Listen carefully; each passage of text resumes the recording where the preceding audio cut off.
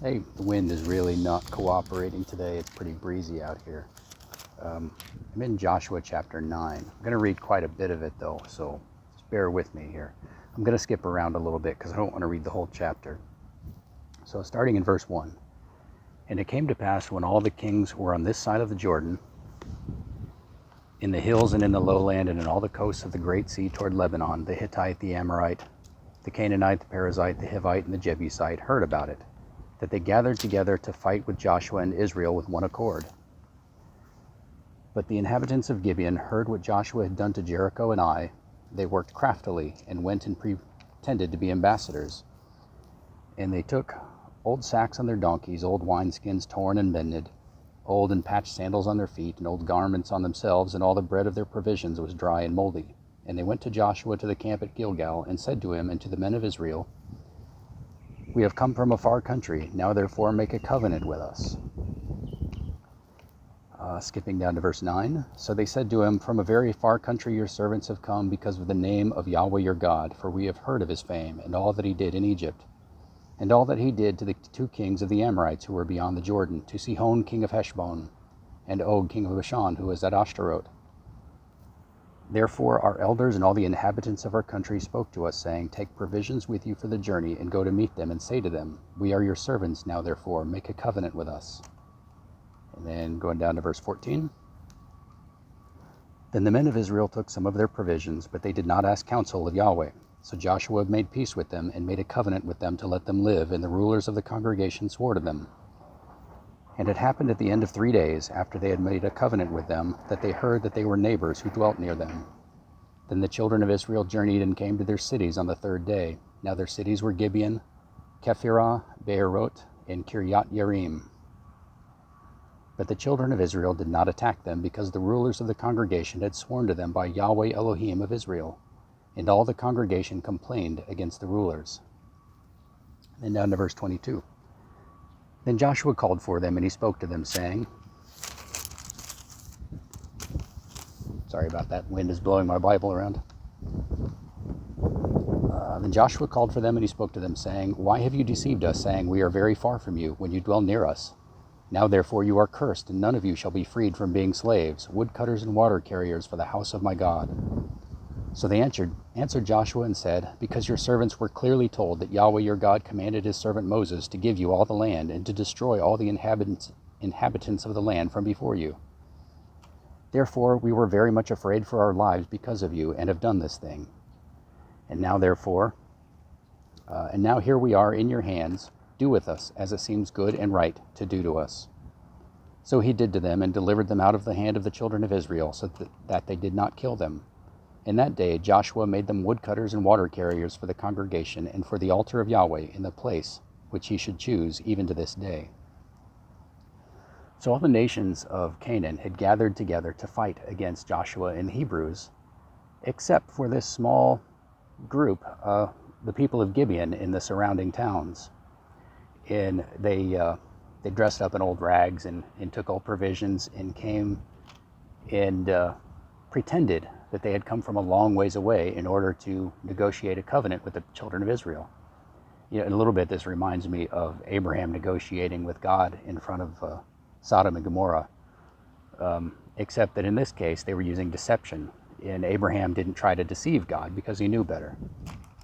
God is never fooled by our pretensions, our false humility or false bravado, either one. But the big problem that they had is that they didn't ask God what they should do. What these people said to Joshua was very much like what Rahab had said to the spies. Let me go back to Joshua chapter 2. Let's see, verses 9 through 13. Sorry, the wind is blowing me around again. See, Rahab came up and said to the men, I know that Yahweh has given you the land, that the terror of you has fallen us, and that all the inhabitants of the land are faint-hearted because of you. For we have heard how Yahweh dried up the water of the Red Sea for you when you came out of Egypt, and what you did to the kings of the Amorites, who were on the other side of the Jordan, Sihon and Og, whom you utterly destroyed. And as soon as we heard these things, our hearts melted. Neither did there remain any more courage in anyone because of you. For Yahweh your God, He is God in heaven above and on earth beneath. Now therefore I beg you, swear to me by Yahweh, since I have shown you kindness, that you also will show kindness to my father's house, and give me a true token. And spare my father, my mother, my brothers, my sisters, and all that they have, and deliver our lives from death. This is very similar to what the Gibeonites said to Joshua and the Israelites. The only difference is that the Gibeonites used deception to get their treaty, whereas Rahab offered service.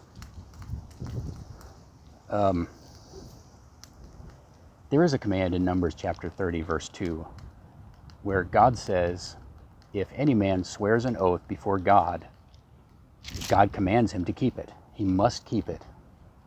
So that what the Israelites did, what Joshua did, was they created two conflicting commandments. Numbers 32 allows a man to create new commandments from God for himself, not necessarily for other people, but for himself. But in this case, it was the entire nation who had created a new commandment for themselves to spare the Gibeonites. Even though it was made under false pretenses, they still swore to God. And God expects us to keep our words, even if our words are foolish. So now they had a conflicting commandment. And this is a lot like the Sabbath commandment, where we are commanded to rest. We're commanded to make sure that our household rests on the seventh day of the week. But we're also commanded to rescue people who are in danger. And remember what Yeshua said to the Pharisees, if your ox falls in a ditch, which one of you won't rescue it? It's the same kind of thing. When you have a conflict or an apparent conflict between commands, you have to weigh which one is more important to keep. Which one does more honor to God? And in this case, these Gibeonites, they were showing humility. They weren't attacking Israel. They were subjecting themselves to Israel and to Israel's God, like Rahab did. And I suspect that if they had gone to God and said, Yahweh, what should we do? That God might have told them something like, if these Gibeonites will fight with you, if they will help you in your fight against the Canaanites, then you'll adopt them, just like you did Rahab. But they didn't ask. And so now they're stuck in this quandary. Nevertheless, the Gibeonites were humble. They were submitting themselves to God and to the Israelites. You know, just like eventually Joshua wasn't fooled by them, God isn't fooled by our deal making either. He sees our hearts. And one thing to notice in this passage is that their deception was discovered after 3 days. I don't think that's a coincidence.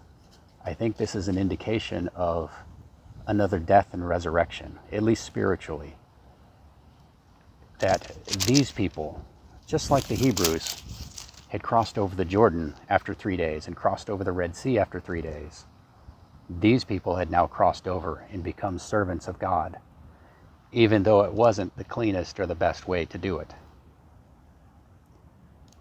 And God is eager and waiting to forgive if we humble ourselves and we repent and come to Him begging for mercy.